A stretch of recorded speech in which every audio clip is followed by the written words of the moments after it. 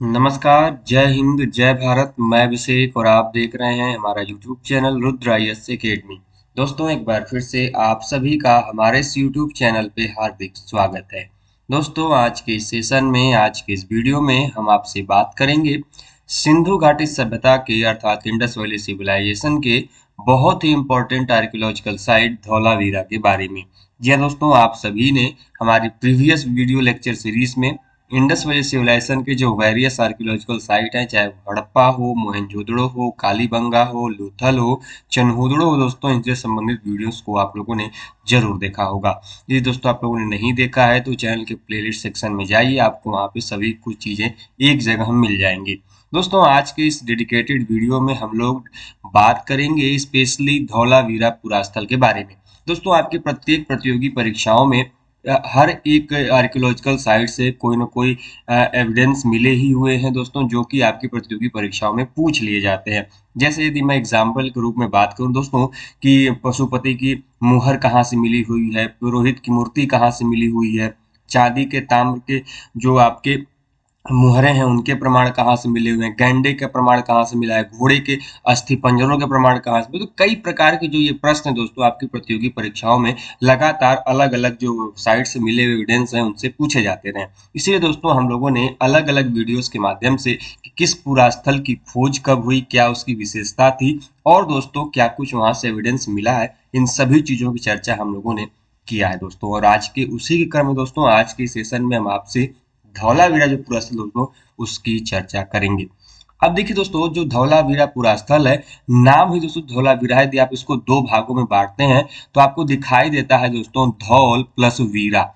क्या दिखाई देता है दोस्तों? धौल प्लस वीरा। अब ध्यान रखिएगा दोस्तों, जो धौल शब्द होता है, धौल का शब्द होता का अर्थ होता है दोस्तों सफेद, और वीरा का अर्थ होता है दोस्तों कुआं। अर्थात यह जो धौलावीरा है इसका अर्थ होता है दोस्तों धौला वीरा अर्थात सफेद कुआं।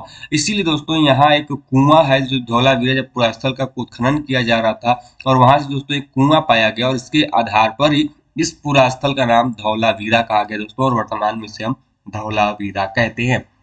अब ध्यान रहे दोस्तों, ये जो धौलावीरा सिंधु घाटी सभ्यता का क्षेत्र है दोस्तों, यह गुजरात राज्य का जो कच्छ जिला है दोस्तों, वहां के भचाऊ तालुका दोस्तों वहां पर स्थित है। अब इम्पोर्टेंट सबसे चीज ये है कि आपका यह ध्यान रखना है कि ये जो धौलावीरा पुरास्थल है यह किन नदियों के बीच स्थित है। ध्यान रखिएगा दोस्तों, जब आप धौलावीरा का जब आप मैप बनाएंगे तो आपको एक चीज जरूर ध्यान रखनी होगी कि धौलावीरा दो नदियों के बीच में स्थित नगर है। एक दोस्तों नदी का नाम है दोस्तों मनसर नदी, मनसर, और दूसरी नदी का नाम है दोस्तों मनहर नदी। ठीक है, मनसेहरा या फिर मनहर दो अलग अलग नदियां हैं, यहाँ पे अलग अलग नाम दिए हुए हैं, लेकिन ध्यान रखिएगा आप याद करने के लिए कि धौलावीरा जो है दोस्तों मनसर और मनहर नदियों के बीच दोस्तों एक कादिर द्वीप है, वहां पर यह धौलावीरा पुरास्थल जो दोस्तों वह स्थित है। अब वर्तमान में जैसा कि मैंने बार बार आपको समझाया है कि किसी भी पुरास्थल के अधिकांशतः खोजकर्ता और उत्खननकर्ता अलग अलग होते हैं। तो आपके प्रश्न में पूछा क्या जा रहा है, सबसे पहले तो आप इस चीज का जरूर ध्यान दें, क्योंकि हम लोग जल्दीबाजी में प्रश्न ऐसे ही करके चले आते हैं। यदि प्रश्न उत्खनन करता पूछा जाता है और खोज करता पूछा जाता है, दोनों के उत्तर यहाँ पे अलग होंगे। यदि हम बात करें कि धौलावीरा के खोजकर्ता कौन है, किस व्यक्ति ने धौलावीरा पुरास्थल को खोजा, तो दोस्तों वह खोजा है जेपी जोशी ने, जिनका पूरा नाम दोस्तों जगपत जोशी है। ध्यान रखिएगा, इनका पूरा नाम जगपत जोशी है दोस्तों, और इन्होंने दोस्तों धौलावीरा जो पुरास्थल है इसकी खोज की थी। वहीं पर यदि हम इसके उत्खनन की बात करें, एक्सकेवेशन की बात करें दोस्तों, तो 1967 से 1968 के बीच में दोस्तों जो आर एस बिष्ट महोदय हैं दोस्तों, जो कि बहुत ही महत्वपूर्ण पुरातत्वविद हैं, इन्होंने इस धौलावीरा पुरास्थल का उत्खनन किया था। ध्यान रखिएगा, खोजकर्ता जेपी जोशी, जगपत जोशी दोस्तों, जबकि उत्खननकर्ता 1967 से 1968 के बीच में आर एस बिष्ट के द्वारा दोस्तों इसका उत्खनन किया गया। अब ध्यान रहे दोस्तों, धौलावीरा को दोस्तों हम लोग एक अन्य उपनाम से भी जानते हैं दोस्तों, इसको लेक सिटी भी कहा गया। आपके एग्जाम में प्रश्न बनते रहे हैं कि सिंधु घाटी सभ्यता का वह कौन सा ऐसा पुरास्थल दोस्तों जिसको पुरातत्वविदों ने एक लेक सिटी के रूप में संज्ञा दिया है, एक लेक सिटी के रूप में स्थापित किया है। तो ध्यान रखिएगा दोस्तों, वह आपका धौलावीरा पुरास्थल है। अब इंपॉर्टेंट चीज ये हो जाती है आपकी कि भाई धौलावीरा जो पुरास्थल है आखिर इसकी विशेषता क्या है, यह किस लिए जाना जाता है। सबसे पहली विशेषता तो यह है भैया कि जो धौलावीरा पुरास्थल है आपका, यह जो कर्क रेखा, इसको हम लोग ट्रॉपिक ऑफ कैंसर भी बोलते हैं दोस्तों, यह उस रेखा पर स्थित एक महत्वपूर्ण सिंधु घाटी सभ्यता का स्थल। आपके एग्जाम में प्रश्न बनते हैं यहाँ से कि वह कौन सा सिंधु घाटी सभ्यता का पूरा स्थल है जो कि कर्क रेखा पर स्थित है। ध्यान रखिएगा वो आपका धौलावीरा पूरा स्थल है। और धौलावीरा पूरा स्थल से ही दोस्तों हमको हड़प्पा सभ्यता की प्रथम खगोलीय प्रयोगशाला, जिसको हम दोस्तों एस्ट्रोनॉमिकल ऑब्जर्वेटरी कहते हैं दोस्तों, उनका प्रमाण भी दोस्तों हमको धौलावीरा से ही प्राप्त हुआ है। दोस्तों आज से हजारों साल पहले खगोलीय प्रयोगशाला के भी प्रमाण हमको मिल रहे हैं, और वह प्रमाण जो मिल रहे हैं दोस्तों हमको कहाँ से मिल रहे हैं, वो हमको धौलावीरा पुरास्थल से देखने को मिलते हैं। अब देखिए, अब जब हम लोगों ने सिंधु घाटी सभ्यता का नगर नियोजन या फिर टाउन प्लानिंग के बारे में पढ़ा था, तो उस समय दोस्तों हमने आपको एक चीज बताई थी कि सिंधु घाटी सभ्यता के अधिकांशतः दोस्तों जो नगर है वो दो भागों में विभक्त होते थे। कौन कौन से भाग? तो एक भाग था दोस्तों आपका सिटाडेल, एक भाग था सिटाडेल जो कि ऊंचाई पर स्थित होता था और यहाँ पे उच्च वर्ग के लोग रहते थे, और दूसरा भाग था दोस्तों निचला वर्ग, जहाँ पे निचले वर्ग के लोग रहते थे। ठीक है, तो दो भाग था। ठीक है, अब देखिए दोस्तों, लेकिन धौलावीरा एकमात्र ऐसा नगर है दोस्तों जो कि आयताकार एवं चतुष्कोणीय आकार का तो था ही, लेकिन दोस्तों एकमात्र ऐसा नगर है जो कि तीन भागों में विभक्त था। अभी हमने बताया कि सामान्यतः सिंधु घाटी सभ्यता के जो भी नगर मिले हैं वह तीन भागों दो भागों में विभक्त होते थे। सिटाडेल जो कि दुर्गीकृत होता था, फोर्टिफाइड होता था, जिसके अंदर उच्च वर्ग के लोग रहते थे। दूसरा भाग था निचला वर्ग। लेकिन धौलावीरा जो दोस्तों यह तीन भागों में विभक्त था। एक था आपका दुर्ग क्षेत्र अर्थात सिटाडेल वाला इलाका, दूसरा था आपका मध्य नगर, और तीसरा था दोस्तों आपका निचला नगर अर्थात नगर। तो तीन वहां पे दोस्तों नगरों को तीन भागों में बांटा गया था। दोस्तों यहाँ से हमको कासल, बेली और मध्य नगर सिर्फ धौलावीरा से ही प्राप्त मिलते हैं, और एकमात्र है जो हमको क्लासिफिकेशन है दोस्तों टाउन का, ये हमको एकमात्र धौलावीरा में ही दिखाई देता है। और दोस्तों ध्यान रहे इन तीनों भागों की अलग अलग किलेबंदी की गई थी। यदि आप सामान्यतः किसी भी सिंधु घाटी सभ्यता के पुरास्थलों का उत्खनन के पश्चात उनका जो आप देखेंगे रक्षा प्राचीर का निर्माण, तो आपको पता चलेगा कि वहां की जो सिटाडेल वाला इलाका है दोस्तों अधिकांशतः वही क्या है, दुर्गीकृत है, फोर्टिफाइड है। लेकिन यहाँ पर दोस्तों जो आपका निचला इलाका है, मध्य नगर है और जो सिटाडेल अर्थात दुर्ग वाला एरिया है, यह तीनों अलग अलग रूप में क्या किए गए हैं, किलेबंदी किए हैं। और तदुपरांत मतलब बाद में इन सभी को मिलाकर तीनों का एक सम्मिलित रूप से भी दुर्गीकरण अर्थात फोर्टिफिकेशन मिला है। मतलब कहने का ये है कि मान लीजिए यह पूरा नगर है जो कि एक फोर्टिफिकेशन वॉल से घिरा हुआ है, पहले तो ये, फिर यहाँ पे जो तीन अन्य नगर हैं वो भी अपने अलग अलग फोर्टिफिकेशन वॉल से घिरे हुए हैं। तो एक तो खुद का अपना इनके नगर का फोर्टिफिकेशन है और एक ओवरऑल फोर्टिफिकेशन हमको इनको चारों तरफ देखने को मिलता है, जो कि अपने आप में बड़ा महत्वपूर्ण है। और यही कारण है कि संपूर्ण धौलावीरा के तीन भागों को दो प्रवेश द्वारों से घिरे हुए थे। आगे बढ़ते हैं भाई साहब। अगला इंपॉर्टेंट चीज ये है कि अक्टूबर 2014 में जब यहाँ पर शोध कार्य चल रहा था, तो यहीं से दोस्तों एक आयताकार कुएं, ध्यान रखिएगा अधिकांशतः कुएं हमको किस आकार के दिखते हैं, सर्कुलर दिखते हैं, गोल आकार के दिखते हैं। लेकिन यहाँ से दोस्तों 2014 में एक आयताकार कुएं, इसको हम लोग स्टेपवेल बोलते हैं, वहां से 31 सीढ़ियों वाले जलाशय की एक प्राप्ति हुई है। और इससे ही दोस्तों यह जो हाल ही में एक्सकेवेशन के द्वारा दोस्तों यह जो जलाशय प्राप्त किया गया है, इसे दोस्तों विश्व का सबसे बड़े जलाशय अवशेष माना गया। ध्यान रखिएगा हाल ही में यह एक्सकेवेशन हुआ है, और इस एक्सकेवेशन से दोस्तों यह जो 31 सीढ़ियों वाले जलाशय की प्राप्ति की गई है दोस्तों, इसे विश्व का सबसे बड़ा जलाशय का अवशेष माना गया है। दोस्तों यदि हम इस जलाशय की मेजरमेंट की बात करें दोस्तों, तो यह 73 मीटर लंबा है, 29 मीटर चौड़ा है दोस्तों, और इसकी गहराई दोस्तों 10 मीटर है, जो कि अपने आप में उस समय की सबसे बड़े जलाशय की प्रामाणिकता को दर्शाता है।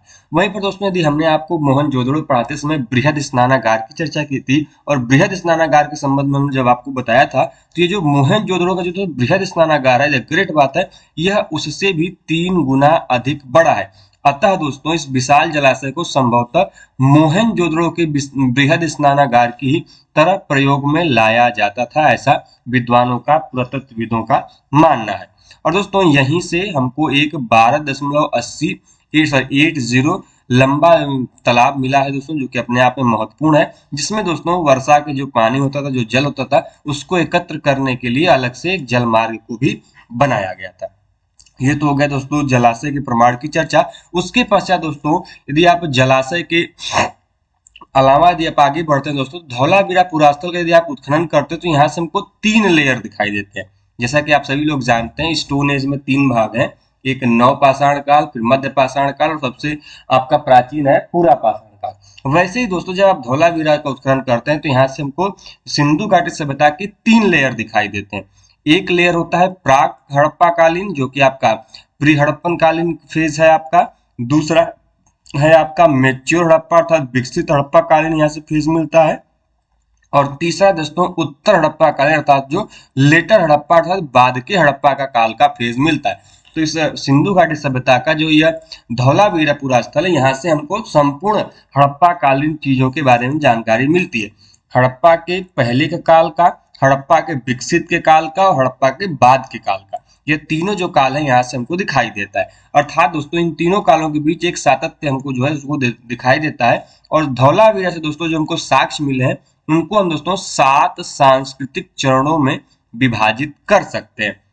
ध्यान रखिएगा दोस्तों, जब तक राखी गढ़ी का दोस्तों रिसर्च नहीं हुआ था उसके पहले तक जो धौलावीरा पुरास्थल था दोस्तों, यह भारत का सबसे बड़े पुरास्थल के रूप में जाना जाता था। लेकिन दोस्तों जब धौलावीरा राखी गढ़ी दोस्तों चर्चा में आया और इसका एक्सकवेशन किया गया, तो दोस्तों वर्तमान में भारत का सबसे बड़ा जो दोस्तों इलाका है वह है आपका राखी गढ़ी पुरास्थल। लेकिन दोस्तों राखी गढ़ी के पश्चात ये जो धौलावीरा पुरास्थल दोस्तों, यह भारत में स्थित दूसरा सबसे बड़ा स्थल है। यह आप ध्यान में रखेंगे। आपसे प्रश्न पूछे जाते हैं कि सिंधु घाटी सभ्यता का वह कौन सा पुरास्थल है जो कि भारत में सबसे बड़ा है। ये सबसे बड़ा पूछेगा तो राखी गढ़ी, और राखी गढ़ी के बाद दोस्तों जो आता है वो आता है आपका धौलावीरा। धौलावीरा से दोस्तों हमको सर्वाधिक सुरक्षा प्राचीर, जिसको हम लोग फोर्टिफिकेशन वॉल कहते हैं, उनके प्रमाण और प्रवेश द्वार अर्थात एंट्री जो डोर से दोस्तों उनके प्रमाण जो दोस्तों को कहाँ से मिले हैं, ये धौलावीरा पुरास्थल से मिले हैं।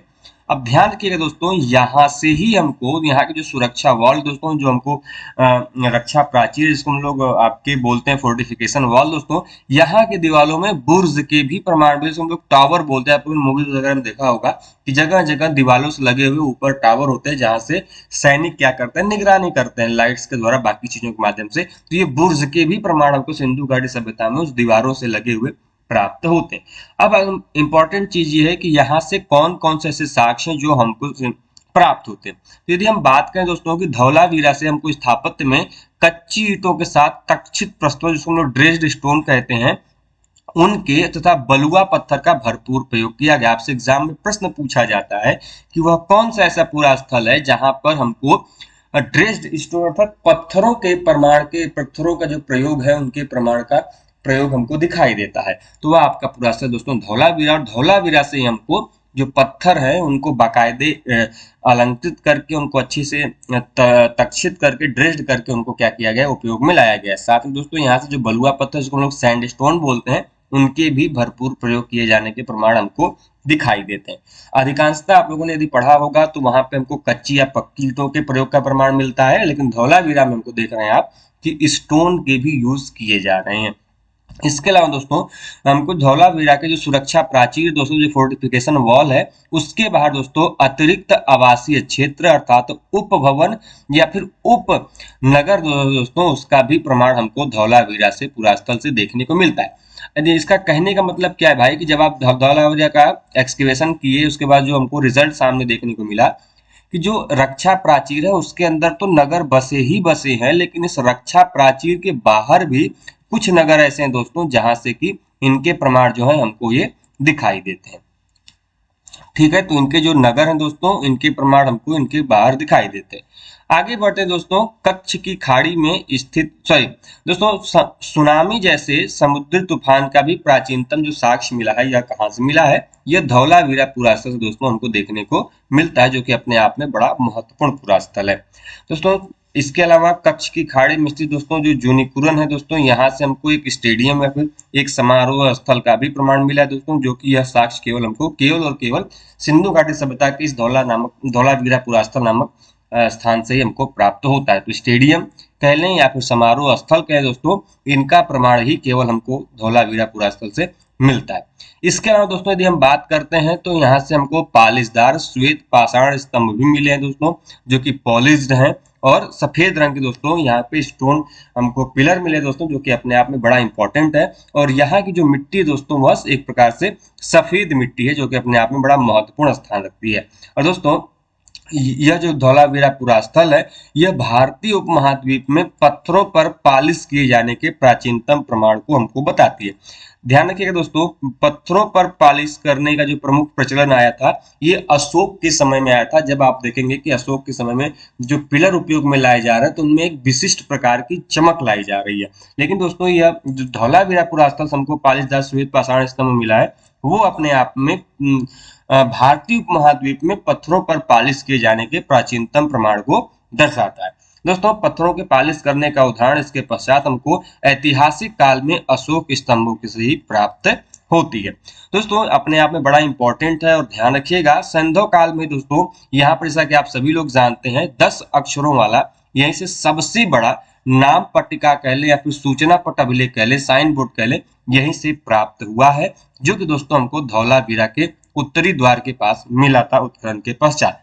तब ध्यान रखना है दोस्तों कि यहीं से सिंधु घाटी सभ्यता का सबसे बड़ा लिखित साक्ष्य दोस्तों, जिसमें 10 अक्षर हैं, ये हमको प्राप्त होता है। और मिला कहाँ से है, तो धौलावीरा का जो उत्तरी द्वार है दोस्तों, वहां पर हमको ये देखने को मिलता है। यदि हम इसके आकार की बात करें दोस्तों, तो यह 3 मीटर लंबा था, और लकड़ी के तख्ते पर दोस्तों जिप्सम नामक दोस्तों जो वस्तु है, यह उससे लिखा गया था। यहीं से दोस्तों हमको एक अन्य 4 अक्षरों वाला अन्य एक साइन लेख भी मिला हुआ है दोस्तों, जिसे सैंधव सभ्यता का बलुआ पत्थर पर लिखित प्राचीनतम अभिलेख भी मानते हैं हम। आगे बढ़ते दोस्तों अगले कुछ महत्वपूर्ण पुरास्थलों के बारे में, अगले कुछ महत्वपूर्ण आपके साक्ष्यों के बारे में। दोस्तों धौलावीरा से हमको जल प्रबंधन अर्थात वाटर हार्वेस्टिंग जो दोस्तों इसके भी प्रमाण मिलते हैं, जो कि अपने आप में बड़ा महत्वपूर्ण है। पूछा जाता है दोस्तों कि सिंधु घाटी सभ्यता में जल प्रबंधन के साक्ष्य जो है, वाटर हार्वेस्टिंग जो साक्ष्य हैं, ये कहाँ पे देखने को मिलते हैं दोस्तों, तो ये आपके धौलावीरा नामक पुरास्थल से देखने को मिलता है। अभी हमने बताया दोस्तों कि धौलावीरा मनहर और मनसर नदियों के बीच में स्थित है। दोस्तों जो धौलावीरा के लोग हैं, इन्होंने इन दोनों नदियों पर डैम बनाकर जल संग्रह वाटर रिजर्वायर का भी दोस्तों उपयोग कर किया था, और यहाँ के जो जल है उनको एक जगह एकत्रित करने का काम किया था। यहीं से दोस्तों धौलावीरा पुरास्थल से ही हमको दोस्तों 16 से अधिक विशाल तालाब भी मिले हैं, जिसमें दोस्तों वर्षा के पानी को एकत्र करने के लिए एक जल मार्ग बनाया गया था, और चट्टानों को काटकर दोस्तों जलाशयों के निर्माण की प्राचीनतम साक्ष्य दोस्तों वो यहीं से हमको प्राप्त होती है। तो ध्यान रखिएगा दोस्तों, यदि पूछा जाए कि अर्लीस्ट रॉक कट रिजर्वायर के प्रमाण हमको कहाँ से मिलते हैं, तो ये हमको धौलावीरा नामक पुरास्थल से देखने को मिलते हैं। यहीं से दोस्तों सिंधु घाटी सभ्यता के जो प्रमुख पुरास्थल धौलावीरा है, यहीं से दोस्तों हमको पत्थर के विविध बटखरे, नेवले के पत्थर की मूर्ति, गिरगिट या जिसको छिपकली भी कुछ विद्वान कहते हैं, उसकी प्रतिमा भी मिली है। और ध्यान रखिए जैसे तक मैंने आपको बताया, यहाँ से हमको राज्यसभा के भी अवशेष प्राप्त हुए हैं। इसके अलावा दोस्तों हमको विभिन्न प्रकार के कांच के हथौड़े, कांच का हत्थेदार दर्पण, घोड़े की कलाकृतियों के अवशेष, कुएं से पानी निकालने हेतु चमड़े का बैग और एक विशाल छेनी इत्यादि कई सारी ऐसी चीजें हैं जो कि अपने आप में महत्वपूर्ण साक्ष्य हमको देती हैं। वहीं पर दोस्तों धौलावीरा के जो उत्तर हड़प्पा कालीन का जो फेज है दोस्तों, लेटर हड़प्पन पीरियड का जो फेज है दोस्तों, वहां से हमको बिना प्रतीक वाला, मतलब बिना किसी सिंबल के प्रतीक वाला हमको एक रेक्टेंगल सील मिली है, एक आयताकार मुहर मिली है, जो कि अपने आप में बड़ी महत्वपूर्ण स्थिति को दर्शाती है। दोस्तों इस प्रकार से हम लोगों ने आज के सेशन में, आज के इस वीडियो में धौलावीरा से संबंधित कुछ महत्वपूर्ण पुरास्थल से संबंधित जो भी महत्वपूर्ण साक्ष्य थे उनको जानने एवं समझने का प्रयास किया। उम्मीद करते हैं दोस्तों कि आपको यह वीडियो पसंद आई होगी। वीडियो पसंद आई दोस्तों तो वीडियो को लाइक कीजिए, चैनल पर नए हो तो चैनल को सब्सक्राइब कीजिए। मिलते हैं दोस्तों इसी प्रकार की वीडियो इन्फॉर्मेशन के साथ नेक्स्ट वीडियो में। तब तक के लिए जय हिंद, जय भारत, हर हर महादेव।